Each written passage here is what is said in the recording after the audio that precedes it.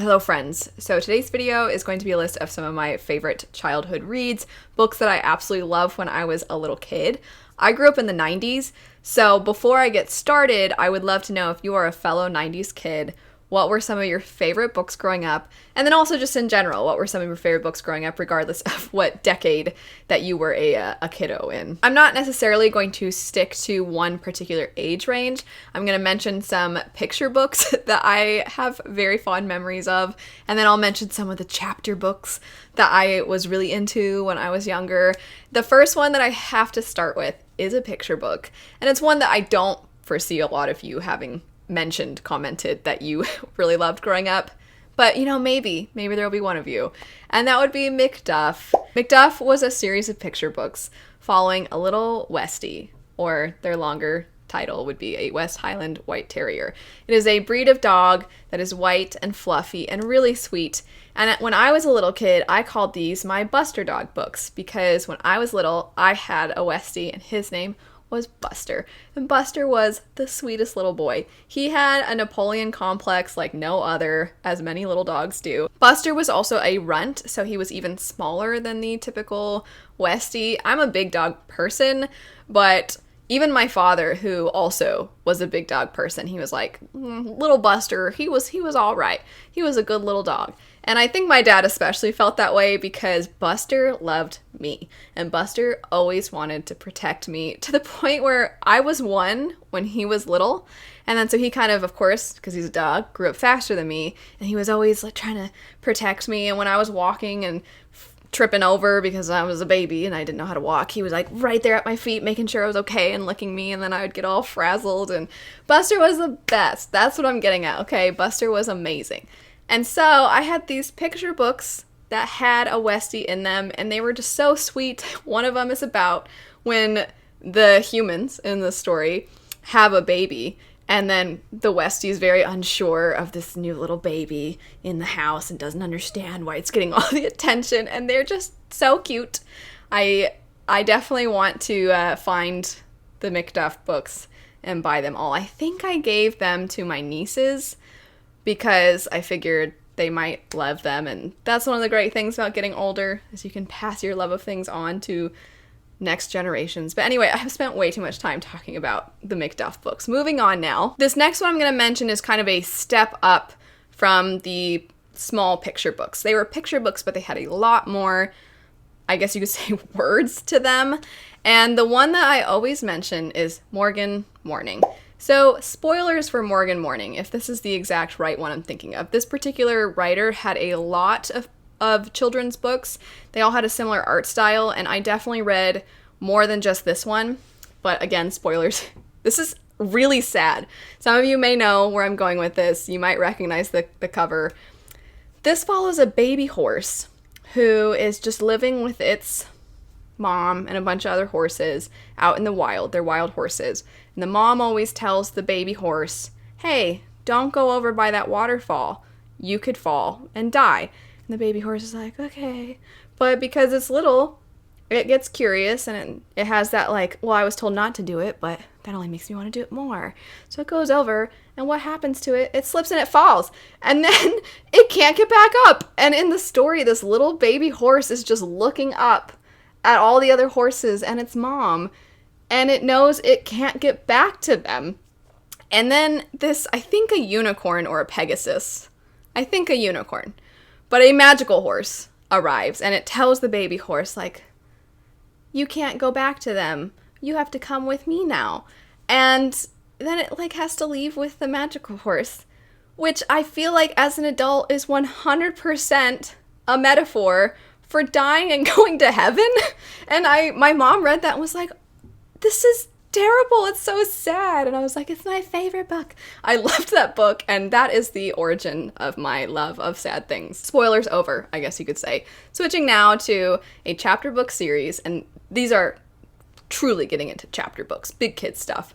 The Magic Treehouse books. We all read them, right? We all read them. I remember so vividly one of the first ones where they go to the North Pole and they're really cold and they have to put their jackets or whatever warm clothing they had over their head and their chest. And I remember learning, like, that's where important parts of your body are, and you have to keep those warm even if your legs are cold. And I just remember they were so fun. It was like my first time being able to go on an adventure, and I just was so into them. There's so many now. There's so many. And again, just to tie back to how fun it is to pass that along, I remember for one Christmas, my husband and I were at a used bookstore, and we're looking through all their Magic Treehouse books because my sister gave me a list of the ones that my nieces didn't have, and so we were looking for the ones because we figured, I mean, they're so tiny that we could get so many of them and just mail them. And anyway, Magic Treehouse.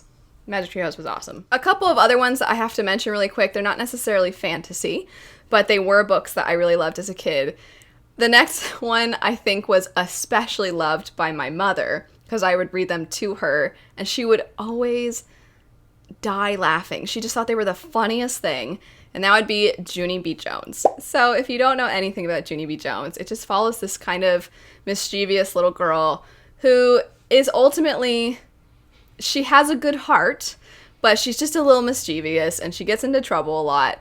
And there's one in particular that always stands out in my mind, which is when she is taught about emergencies, about you call the authorities when it's an emergency. And so there's one particular book where Junie B. Jones accidentally gets like left behind after school, and she's in her school and she really has to go to the bathroom, but the doors are locked to the bathrooms, and she thinks, well, this is an emergency, I really have to go. But anyway, Junie B. Jones, her logic and her way of thinking just always made my mom laugh so hard. And once again, I remember being at Changing Hands in Tempe, Arizona, looking for some Junie B. Jones books to get for my little nieces, and they were just so cute, and we had so much fun. But I think my mom had the most fun. My little nieces started to play with this, I think it was a train set that they had set up in the kids section, and my mom is the one being like, oh my gosh, look at, they have this one too. And anyway, Junie B. Jones, it's really silly and fun. Another one that I don't know exactly what you would call it, I feel like you would call it absurdism, and that would be the Wayside school books. These are so weird, and I don't remember them exactly, but I still own them, and I kind of want to go back and reread them.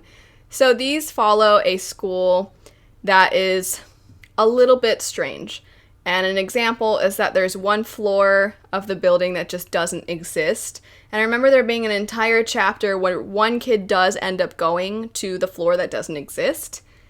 And then I think when he returns to his regular class, it's as if none of the things that happened ever happened, and just really bizarre, trippy things. And it's truly unlike anything else that I can recall of my favorite childhood reads. And they're really funny, but very weird and very strange. From here, we're getting into some books that I definitely think are the older end of middle grade. So one of them would be the Alex Rider series. Another one that's not fantasy, but I remember when I heard the synopsis, I had, I think his name was Justin, this kid that was in my class. He was like the coolest kid in the class.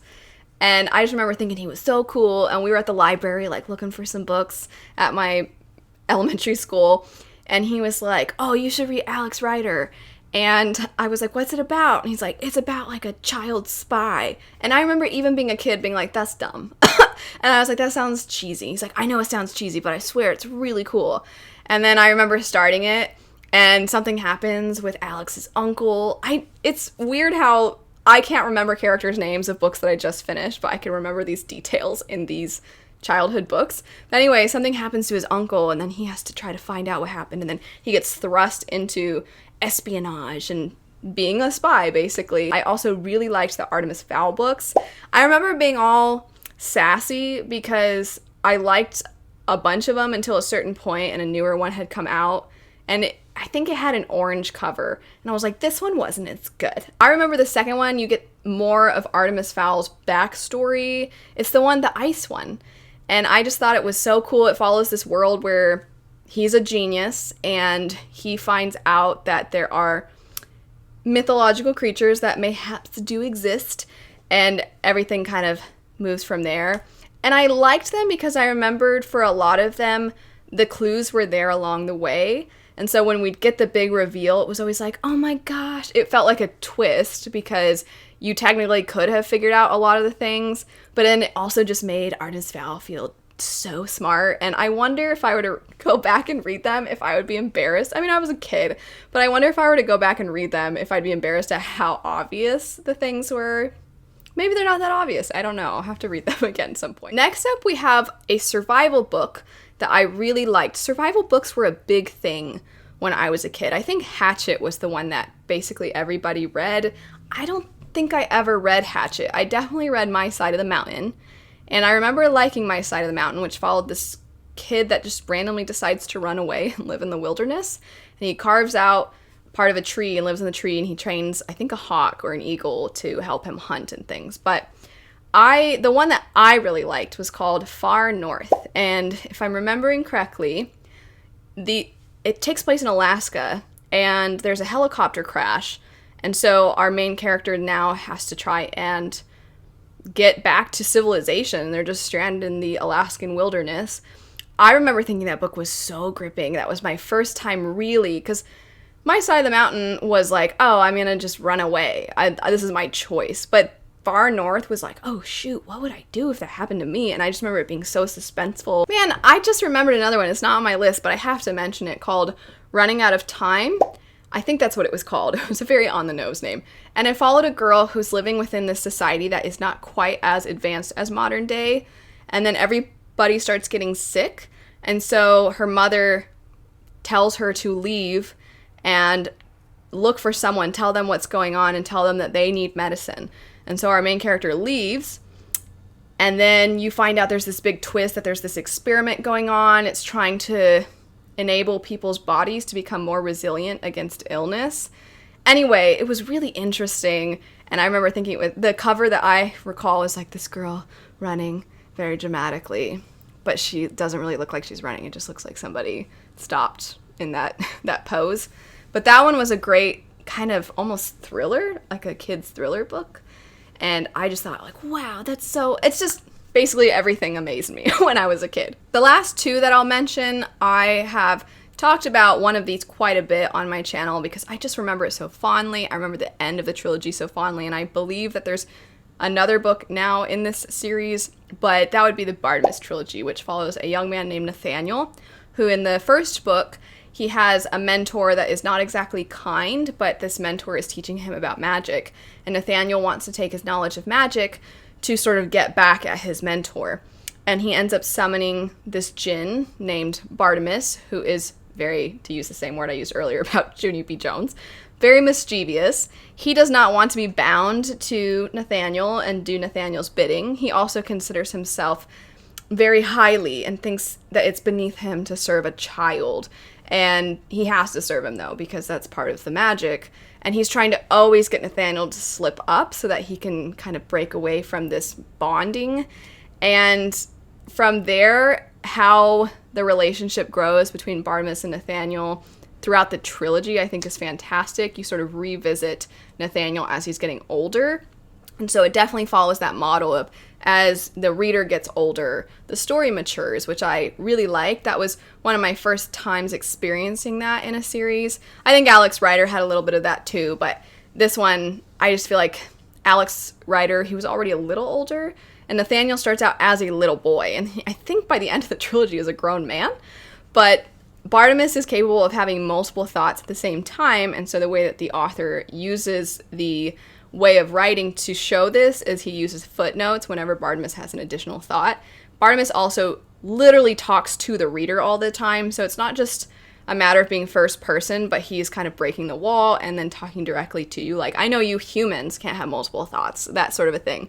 And his perspective is first person, while everybody else's is third, and that was the first time I'd ever really seen mixed perspectives, plus the footnotes. So I just thought that was really cool, really creative, and I'd never seen anything like that before. Last one I'm going to mention would be Song of the Lioness, the Alana series, and this one for me really, I think, was my first time in a book form falling in love with the idea of epic fantasy, because while it is for younger readers, the world and the magic, following a character as they are getting older, and you start to see more of the world as the character gets older, I just thought was so cool. It follows the society where it's usually you have one path depending on your gender. If you're a girl, you go to this place, and if you're a boy, you go to this place, this school.